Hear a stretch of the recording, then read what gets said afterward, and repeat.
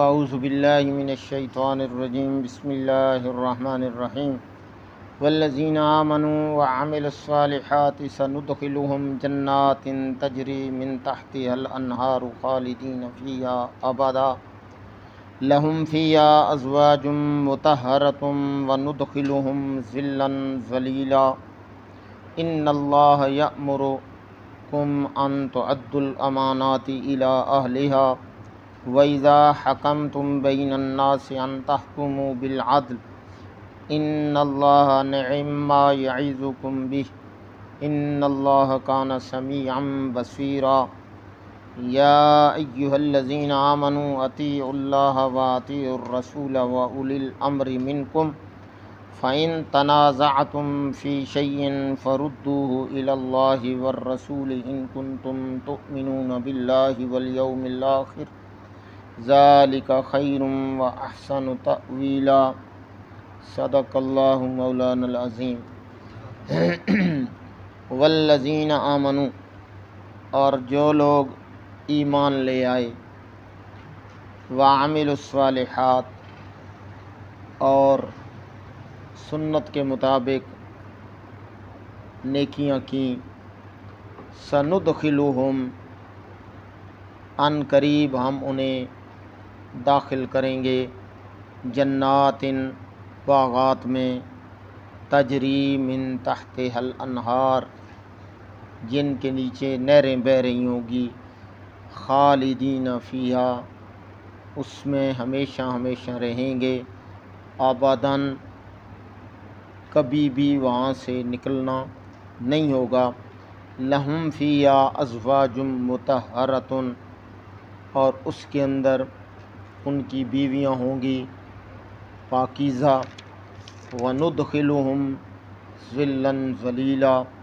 اور ہم انہیں گھنے اور ٹھنڈے سائے کے اندر داخل کریں گے ان اللہ یأمرکم بے شک اللہ تمہیں اس بات کا حکم دیتا ہے ان تؤدوا الامانات الی اہلہا جب کوئی امانت دینے لگو تو اس کو دو جو اس کی اہلیت رکھتا ہو وَإِذَا حَكَمْتُمْ اور جب تم فیصلہ کرنے لگو بین الناس لوگوں میں کسی کو بھی فیصلہ ہو وہ چاہے حکومت کا بندہ ہو چاہے کوئی عام بندہ ہے چند بندے اسے بلا کے لے جاتے ہیں ہمارے درمیان آپ فیصلہ کریں ان تحکموا تو فیصلہ جب بھی کرو بالعدل کسی کی شخصیت دیکھ کے نہیں شریعت دیکھ کے شخصیت دیکھ کے نہیں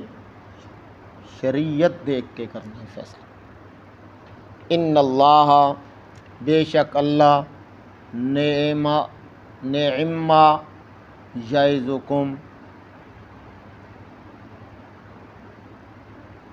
اللہ کہہ رہے ہیں میں سوانو چنگی مت دے رہا ہوں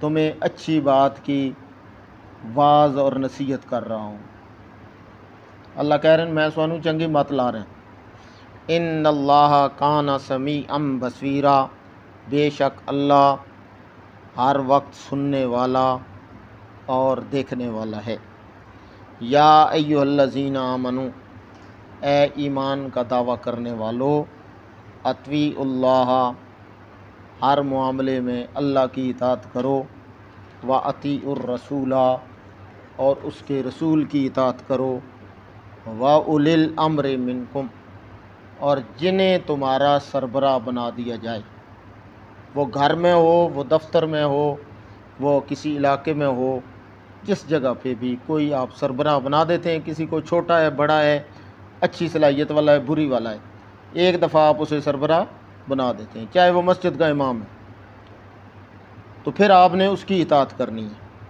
فَإِن تَنَازَعْتُمْ فِي شَيْءٍ اگر تمہارا شریعت کے کسی مسئلے میں جھگڑا ہو جائے ایک کہے جائز ہے دوسرا کہے ناجائز ہے ایک کہے حلال ہے دوسرا کہے حرام ہے ایک کہے یہ سنت ہے دوسرا کہے بدعت ہے پھر کیا کرنا ہے پھر مولویوں کے پاس نہیں جانا فردوہ الی اللہ پھر اللہ کی طرف رجوع کرنا ہے، والرسول، اور اس کے رسول کی طرف۔ اس کی تفسیر انشاءاللہ بتلائیں گے۔ ان کنتم تؤمنون باللہ، اگر تم واقعی اللہ پہ ایمان رکھتے ہو۔ پہلے تو ہے نا کہ وہ ایمان کے دعوے دار ہیں کہ ہم ایمان والے ہیں، اب اللہ کہتے ہیں یہ تمہارے ایمان کا امتحان ہے۔ ان کنتم تؤمنون باللہ، یہ مضارع پہ ماضی آئے تو یہ کیا بنتا ہے؟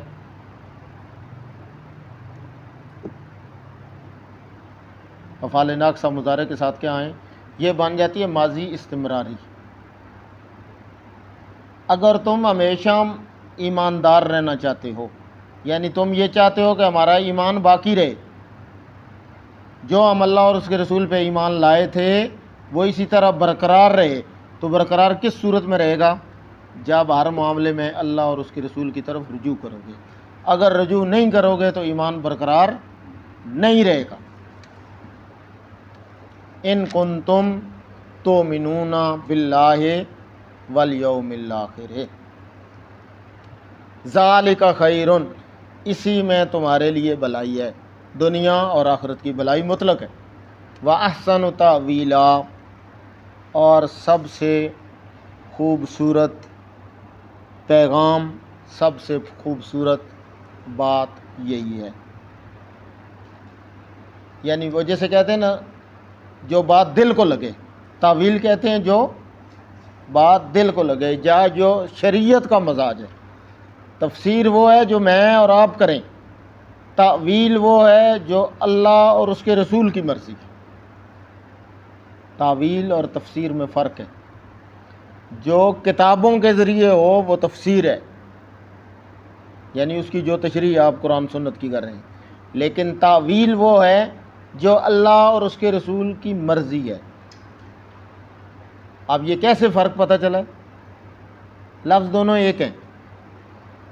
اللہ کے پیارے محبوب صلی اللہ علیہ وسلم نے حضرت عبداللہ ابن عباس کو دعا دی، اللہم فقہہ فی الدین وعلمہ التاویل، اے اللہ اسے دین کے مسائل کی سمجھ دے اور اسے دین کی حکموں کی تاویل دے۔ تاویل کا مطلب پھر یہی ہوا نا کہ جو اللہ اور اس کے رسول کی منشا ہے، جس نے پیغام بھیجا ہے ایک اس کی مرضی اور منشا ہے، ایک بندے کی منشا اور مرضی ہے۔ اب شریعت کی منشا کیا ہے کہ نماز کو وقت پہ پڑھے، جماعت کے ساتھ پڑھے اور سنتوں اور فرائض کے ساتھ پڑھے، یہ شریعت کا مزاج ہے۔ بندہ فرض پڑھے اور سنتیں چھوڑ دے، کبھی پڑھے اور کبھی نہ پڑھے، یہ اس کی اپنی مرضی، یہ شریعت کا مزاج نہیں۔ ٹھیک ہے؟ اچھا جی، جو پہلی آیت تھی یا والذین آمنوا، کون سی تھی؟ والذین آمنوا، یہ تبشیر اسے کہتے ہیں، بشارت ہے ماننے والوں کے لیے۔ پیچھے اللہ نے جو حسد کرنے والا بندہ ہے اور بخیل ہے، دو خباستیں بیان کی گئیں، اور یہ خباستیں تھیں کفار کی، یہ عادتیں کس کی ہیں؟ کافروں۔ اچھا، بخیل جس کو مل گیا، بخیل وہ ہے جسے اللہ نے انعام کوئی نعمت دے دی، وہ ہے بخیل، اور جسے نہیں ملی وہ ہے حاسد۔ وہ کون ہے؟ حاسد۔ دوسرے کو اللہ نے کوئی انعام دے دیا، کسی بھائی کو، بھتیجے کو، اور آپ کہتے ہیں یہ چیز اس کے پاس نہیں ہونی چاہیے، میرے پاس ہونی چاہیے، یہ حسد ہے۔ اس کا نام کیا ہے؟ حسد۔ اور بخل کا یہ ہے کہ جو اللہ نے دے دیا ہے اسے اپنے پاس رکھنی ہے، اس میں نہ اللہ کا حق نکالنا ہے نہ اللہ کے بندوں کا حق نکالنا ہے، وہ بندہ ہے بخیل۔ تو دونوں اللہ کی تقسیم پہ راضی نہیں، لہذا دونوں حرام ہیں، کام ہیں۔ بخیل بھی جنت کی خوشبو نہیں پائے گا، اور حاسد کا کوئی عمل، اب خشک لکڑیاں ہوں تو انہیں آگ چھوڑے گی نہیں۔ اسی طرح اللہ کے رسول صلی اللہ علیہ وسلم نے فرمایا کہ حاسد کی نیکی اسی طرح ختم ہو جاتی ہے جس طرح لکڑی آگ لکڑی کو ختم کر دی. حاسد کا کوئی عمل اللہ کے ہاں قبول نہیں، اور اس کا شر اتنا ہے کہ اس سے پناہ مانگی گئی، کیونکہ حاسد جب وہ اس سے نعمت ختم نہیں ہوگی تو وہ جس کے پاس نعمت ہے اس کو قتل کرنے پہ آ جائے گا، اس کا شر اتنا ہے. ٹھیک ہے، اور یہ ہم روزمرہ دیکھتے ہیں. تو بخیل بھی جہنمی ہے اور حاسد بھی جہنمی ہے. تو جس میں یہ صفتیں پائی جائیں وہ مسلمانوں والی صفتیں نہیں ہیں. مومن بخیل بھی نہیں ہوتا اور مومن حاسد بھی نہیں ہوتا، یعنی یہ ایمان کے منافی صفتیں. تو ان سے منع کیا گیا کہ مومن کی یہ شان نہیں کہ دل میں ایمان اور بخیل ہو. مومن تو سخی ہوتا ہے، وہ تو مہمان نواز ہوتا ہے، وہ تو زکوٰۃ ادا کرنے والا ہوتا ہے، وہ تو عشر ادا کرنے والا ہوتا ہے، وہ تو انفاق فی سبیل اللہ، بیواؤں کی، یتیموں کی کفالت، والدین کی کفالت، کمزور بہن بھائی ہے اس کی کفالت. مومن تو سخی ہوتا ہے، مومن بخیل نہیں ہوتا. ایمان کے خلاف ہے بخل. تو ایمان والوں کو اللہ نے، جو سچے پکے ایمان والے ہیں، وہ جب کفار ڈریں گے ان کو سزا ملے گی تو مومن بھی ڈر جاتے ہیں جب اللہ کی آیات والی وَإِذَا تُلِيَتْ عَلَيْهِمْ آیَاتُهُ زَادَتْهُمْ، اور پہلے کیا ہے، اور اشمعزت قلوب اللہ، یہ نام اکشار تقشعر جلود. ٹھیک ہے، کہ رونگٹے کھڑے ہو جانا، وہ وال نہیں کھڑ کے بندے سردی لگے تھے اس طرف. تو وہ جب اللہ کے عذاب والی آیتیں سنتے ہیں تو ڈر جاتے ہیں، اندر سے ڈر جاتے ہیں، کانپ جاتے ہیں. تو پھر اللہ ان ایمانداروں کو تسلی دیتے ہیں کہ یہ آیتیں آپ کے لیے نہیں ہیں، یہ ان کے لیے جو نافرمانی کریں گے. آپ تو اللہ کے فرما بردار ہیں، آپ کے لیے تو یہ سزا نہیں ہے. والذین آمنوا، جو پکے سچے مومن ہو گئے اور ایمان کے بعد پھر اللہ کی کبھی نافرمانی نہیں کی. وعاملوا الصالحات، اور نیکی کے کام کیے تو رسول کی، اس عمل میں رسول کی مخالفت بھی نہیں کی. تو ان کے لیے پھر کیا ہے؟ اللہ فرماتے ہیں،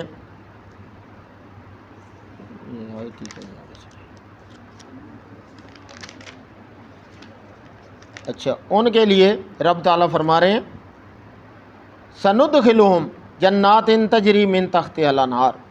انہیں عن قریب، اب دنیا میں تکلیفیں ہیں، پریشانیاں ہیں، مصیبتیں ہیں، تو یہ عن قریب ختم ہو جائیں گی اور ان کے لیے آخرت میں انعامات ہیں. اس سے پتہ چلتا ہے کہ دنیا میں ان کے لیے انعامات ہیں تو بہت کم ہیں.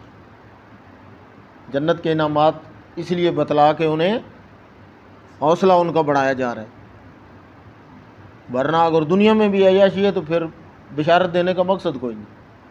تو اس سے پتہ چلتا ہے کہ دنیا ان کے لیے تکلیفیں ہیں، پریشانیاں ہیں، مصیبتیں ہیں، نعمتوں کی کمی ہے، محرومیاں ہیں ایمان والوں کے لیے دنیا میں. آخرت میں ان کے لیے انعامات ہیں. اور پھر دنیا میں صحت ہے عارضی، ٹھیک ہے، پیسہ ہے عارضی، جوانی ہے عارضی. یہاں کا رہنا کیا ہے؟ آج ادھر ہے، سامان 100 برس کا، پل کی خبر نہیں. تو خالدین فیہا، وہاں پہ موت بھی نہیں، بڑھاپا بھی نہیں، کمزوری بھی نہیں، بیماری بھی نہیں، لاچاری بھی نہیں، وہاں سے کہیں جانا بھی نہیں. آج یہاں پہ رہ رہے، کل ہو سکتا ہے لاہور شفٹ ہو جائے، اس کے بعد کراچی چلا جائے تو وہاں پہ موت آ جائے. تو اللہ کہہ رہے ہیں خالدین فیہا آبادا، پھر ساتھ تاکید بھی لگائیں، ہمیشہ ہمیشہ رہنا. ٹھیک ہے، لہم فیہا ازواج مطہرہ، پاکیزہ بیویاں، حسد نہیں، بغض نہیں، کینہ نہیں، اور ان سب چیزوں سے، جسمانی ہر قسم کی آلائشوں سے اور ہر قسم کی کمزوریوں سے پاک بیویاں. وَنُدْخِلُهُمْ ظِلًّا ظَلِيلًا، اور وہاں پہ سائے، دھوپ، گرمی، شدت، یہ چیزیں نہیں، آسانیاں ہی آسانیاں. اب یہ احکام جو تھے نا رعیت، وہ ختم ہو گئے. اس کے بعد شروع ہوں گے احکام سلطانی. جو حکمران ہیں ان کی بھی کوئی ذمہ داری ہے. یہ تو پیچھے اللہ نے صرف عوام کو بتلائے، تو اللہ جنہیں اقتدار دے دے تو اللہ نے ان کے لیے بھی کچھ قانون بنائے ہیں، چاہے وہ گھر کے سربراہ ہوں، چاہے کسی جماعت کے سربراہ ہوں، چاہے وہ مسجد کا سربراہ ہے، چاہے مدرسے کا سربراہ ہے، چاہے کسی دفتر کا سربراہ ہے، چاہے وزیر مملکت ہے یا وزیر اعظم ہے یا چیف جسٹس ہے، سب کے، یا فوج کا سربراہ ہے، پولیس کا سربراہ ہے، ان کی بھی ذمہ داری ہے۔ رب تعالیٰ فرماتے ہیں پہلا حکم یہ ہے ان اللہ یامرکم ان تؤدوا الامانات الی اہلھا، آپ نے جو ذمہ داری دینی ہے وہ کسی اہل بندے کو دیں جس کے اندر اس کی صلاحیت موجود ہو۔ اس میں آپ کی ووٹ ہے، ہم جس بندے کو سلیکٹ کرتے ہیں، کوئی بندہ کہے کہ جو ووٹ لینے آئے ہم اسے کہیں کہ آپ آپ وہاں پہ قانون، قرآن اور سنت کی بات کریں گے، شریعت کی بات کریں گے، اسلام کے نفاذ کی کوشش کریں گے، کسی M N A M P A سے ہم حلف لیتے ہیں؟ نہیں لیتے۔ یا دیندار ہو تو ہم اسے ووٹ دیتے ہیں؟ نہیں دیتے۔ اب میں کھڑا ہو جاؤں کونسلر کے لیے، میرے گھر والے بھی مجھے ووٹ نہیں دیں گے کہ اس نے کل تھانے کچہری میں ہمارے ساتھ نہیں جانا، غلط کام کے لیے اس نے نہیں جانا ہے، اس لیے مجھے ووٹ دینے کے لیے تیار نہیں ہے۔ پیچھے نمازیں بھی پڑھیں گے، نعرے بھی ماریں گے، لیکن ووٹ نہیں دیں گے، کیونکہ یہ بندہ کل میرے بیٹے نے اگر چوری کی تو یہ تھانے میرے ساتھ نہیں جائے گا، اس لیے وہ مجھے ووٹ نہیں دیں گے۔ اور یہ بہت بڑی بددیانتی ہے، غیر دیندار بندے کو ووٹ دے دینا، یہ تصدیق ہے، یہ شہادت بھی ہے اس میں، کہ میں اس میں سوچ رہا تھا کہ اس میں 7 سے 8 اس میں گواہی بھی ہے، اور اس میں امانت بھی ہے، اس میں کافی ساری چیزیں ہیں کہ جو شریعت جن سے منع کرتی ہے۔ ظلم بھی ہے، ٹھیک ہے۔ ظلم کا مطلب کیا ہے؟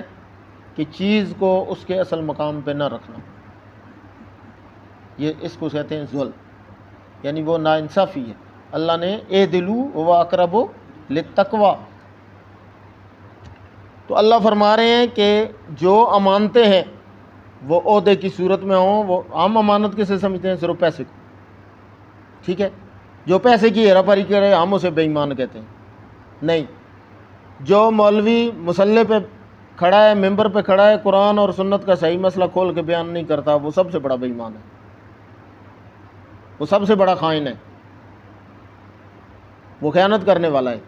اس نے عوام کو صحیح مسئلہ نہیں بتلایا، اور اس نے اللہ اور اس کے رسول کے ساتھ خیانت کیا۔ ایک بندہ جلدی جلدی نماز پڑھ رہا تھا، حضرت عمر نے اسے ٹھوکر ماری اور کہا نماز میں صحیح تطفیف کرتے ہو؟ اس نے کہا جی تطفیف تو تولنے میں ہوتی ہے۔ نے کہا نہیں، سجدہ کرنے میں بددیانتی یہ ہے کہ اللہ کا صحیح سجدہ نہ کیا جائے، یہ نماز میں بددیانتی ہے۔ روزے والا روزہ رکھے اور جھوٹ بولے، یہ روزے میں تطفیف اور ملاوٹ ہے، اس نے اللہ کے حق میں بددیانتی کی ہے۔ اسی طرح کسی کو عہدے پہ، صحیح عہدے پہ ووٹ اس کو صحیح نہیں دی ہے، یہ اس نے اللہ کا جو یہ آیت تھی اس کے ساتھ بددیانتی کی ہے، اللہ کے حکم کو توڑا ہے۔ نمبر 1 یہ ہے جو کسی کو عہدے پہ بٹھائیں، یہ حکم ہے ان کے لیے، اور اگلا حکم ہے جو بیٹھنے والے۔ وَإِذَا حَكَمْتُمْ، اور جب فیصلہ آ جائے تمہارے پاس، تم حاکم بن جاؤ، تمہیں لوگ بنا دیں حاکم، تو پھر آپ نے کیا کرنا ہے؟ ان تحکموا بالعدل، ٹھیک ہے، پھر آپ نے عدل کے ساتھ فیصلہ کرنا ہے، پھر اختیار آپ کے پاس آ کے ہے۔ اب انہوں نے آپ کی سلیکشن صحیح کر دی، پھر آپ نے بددیانتی کی تو وہ بری ذمہ ہو جائیں گے۔ اگر انہوں نے بددیانت بندے ہی کو چنا ہے تو وہ بھی اس جرم میں برابر کے شریک ہیں، جتنی دیر وہ جرم کرتا رہے گا انہیں بھی برابر ان کے نامہ اعمال میں اسی طرح برابریاں ہوتی، خرابی لکھی جاتی رہے گی، کیونکہ جس طرح نیکی کی رغبت دینے والے کو نیکی کا پورا ثواب ملتا ہے، اسی طرح کسی کے گناہ میں اس کی معاونت کرنے والے کو گناہ کا بھی پورا کا پورا عذاب ملے گا۔ حدیث میں آتا ہے کہ وہ جو قابیل نے قتل کیا تھا، جب تک قیامت کی صبح تک ناجائز قتل ہوتے رہیں گے، ایک قتل کی سزا کا عذاب اس قاتل کو ملے گا اور ایک مقتول کا گناہ قابیل کے کھاتے میں ڈالا جائے گا۔ کیوں کہ اس رسم کو شروع کرنے والا وہ ہے جس نے اچھا طریقہ جاری کر دیا۔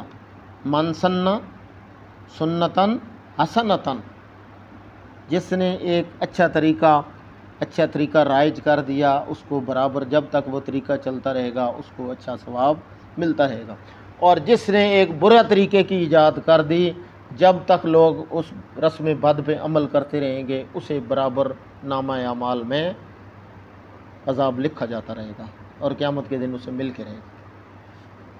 تو دوسرا حکم ہے کہ جو اس کرسی پہ بیٹھ جائیں تو پھر انہوں نے عدل اور انصاف کے ساتھ فیصلہ کرنا ہے۔ اور اللہ کہہ رہے ہیں ان اللہ نعم یعظکم بی، یہ میں تمہیں اچھی بات کی نصیحت کر رہا ہوں، ایسے کرنا ہے تب بچو گے۔ ان اللہ کان سمیعا بصیرا، باقی اللہ نہ بہرا گونگا ہے نہ اندھا ہے، معاذ اللہ۔ جو تم کر رہے ہو اللہ تمہارے چیزوں کو، باتوں کو سن بھی رہا ہے، اور اگر تم اس کے سامنے ان چیزوں کا اظہار نہ کرو، بصیرن، وہ دیکھ رہا ہے، اور اس کا دیکھنا وہ اور قسم کا دیکھنا ہے، اس کا سننا اور قسم کا سننا ہے۔ یا ایھا الذین آمنوا اطیعوا اللہ و اطیعوا الرسول، اللہ اور اس کے رسول کی ہر معاملے میں اطاعت کرنی ہے۔ وَأُولِي الْأَمْرِ مِنْکُمْ، اچھا وَأُولِي الْأَمْرِ، اطاعت اللہ کے ساتھ بھی لفظ اطاعت کا ذکر ہے اور رسول کے ساتھ بھی ہے، لیکن اولی الامر کے ساتھ اطاعت کا ذکر نہیں ہے۔ اس سے کیا پتہ چلتا ہے کہ اللہ کی اطاعت ہر حال میں کرنی ہے، بات سمجھ آئے یا نہ آئے۔ رسول کی ہر حال میں اطاعت کرنی ہے، بات سمجھ آئے یا نہ آئے، لیکن جو حکمران وقت ہیں ان کی بات وہ ماننی ہے جو قرآن، اللہ اور اس کے رسول کی اطاعت کے نیچے نیچے ہوگی۔ اگر وہ اللہ اور اس کے رسول کے خلاف آ جائیں تو پھر اللہ اور اس کے رسول کو نہیں چھوڑا جائے گا، اس حاکم کو چھوڑ دیا جائے گا۔ وہ جو آپ کا سربراہ ہے وہ تب تک آپ اس کے ماننے کے پابند ہیں جب تک وہ اللہ اور اس کے رسول کے تابع رہے۔ وہ اللہ اور اس کے رسول سے بغاوت کا اعلان کر دے تو پھر آپ کے ذمے اس کی اطاعت رہتی نہیں۔ اور پھر اللہ نے فرمایا فَإِن تَنَازَعْتُمْ فِي شَيْءٍ، کسی معاملے میں جھگڑا ہو جائے، ایک کہے جائز ہے دوسرا کہے ناجائز ہے، ایک کہے حلال ہے دوسرا کہے حرام ہے، تو پھر فیصلہ کیا ہوگا؟ فَرُدُّوهُ إِلَى اللَّهِ وَالرَّسُولِ، پھر آپ نے رجوع کرنا ہے اللہ اور اس کے رسول کی طرف۔ بہت پیاری تفسیر لکھی امام ابن عطیہ نے، اس میں وہ مالکی ہیں ویسے، اور اندلس جو آج کل جس کو آپ کہتے ہیں اسپین، اس کے قاضی القضاء تھے، چیف جسٹس تھے، ان کی تفسیر ہے المحرر الوجیز۔ یہ 5ویں صدی کے عالم گزرے ہیں، بہت بڑے عالم، میرے پاس ان کی تفسیر پڑھی ہوئی ہے۔ وہ اس کی تفسیر میں لکھتے ہیں فَرُدُّوا إِلَى اللَّهِ، اے اِلَى کتاب اللہ۔ اب کوئی مسئلہ جھگڑا ہو گیا تو اللہ کے پاس تو نہیں جا سکتے نا بھائی، اللہ کے سامنے جا کر رکھیں جی، نہیں، اللہ کے سامنے کیا ہے؟ اے اِلَى کتاب اللہ، اللہ کی کتاب سے پوچھیں گے، قرآن سے پوچھیں گے۔ والرسول، اور رسول کے پاس الرد الی ذاتہ فی حیاتہ، رسول زندہ ہو تو اس کے پاس جانا پڑے، یہاں پہ پھر فیصلہ نہیں ہوگا۔ والرد الی سنتہ بعد وفاتہ، اور رسول دنیا سے چلے جائیں تو پھر اس کی سنت کے پاس جائے گا، ان کی قبر پہ نہیں جائے گا۔ اس سے پتہ چلتا ہے جب رسول دنیا سے چلے جائیں پھر وہ دنیا والوں کا نہ سلام سنتے ہیں نہ کلام سنتے ہیں، پھر مسئلہ ان کی قبر پہ جا کے نہیں پوچھا جائے گا بلکہ ان کی سنت میں تلاش کیا جائے گا، اور صحابہ کرام نے اسی پہ عمل کیا۔ تو رسول کی سنت کی طرف رجوع کریں گے۔ اب اللہ نے کنڈیشن لگائی ہے کہ یہ بندہ کرے گا کون؟ ان کنتم تؤمنون باللہ والیوم الآخر، اگر تم اللہ کے کاغذوں میں ایماندار رہنا چاہتے ہو تو پھر یہ کام تمہیں کرنا پڑے گا، تب تمہارا ایمان باقی رہے گا، ورنہ جب اللہ اور اس کے رسول کی اطاعت چھوڑو گے ایمان ختم ہو جائے گا۔ ہم کہتے ہیں نا بھائی یہ مسلمانوں پہ ظلم ہو رہا ہے، اصل میں ہم مسلمان رہے نہیں، کیونکہ اللہ نے نصرت کا جو وعدہ کیا ہے فرمایا کہ یا ایھا الذین آمنوا اصبروا وصابروا، نہیں وہ کیا ہے، ان تصبروا وتتقوا وانتم الاعلون، وہ کیا ہے، اس سے پہلے کیا ہے، ولا تہنوا ولا تحزنوا وانتم الاعلون ان کنتم مومنین۔ اللہ کہتے ہیں اگر تم، اللہ کا وعدہ ہے تمہارے ساتھ، اگر تم کمزوری نہ دکھاؤ، ولا تہنوا ولا تحزنوا، اور وانتم الاعلون، آپ ہی ہمیشہ فتح پائیں گے، آپ کا دشمن مغلوب ہوگا، ان کنتم مومنین، اگر تم مومن رہے،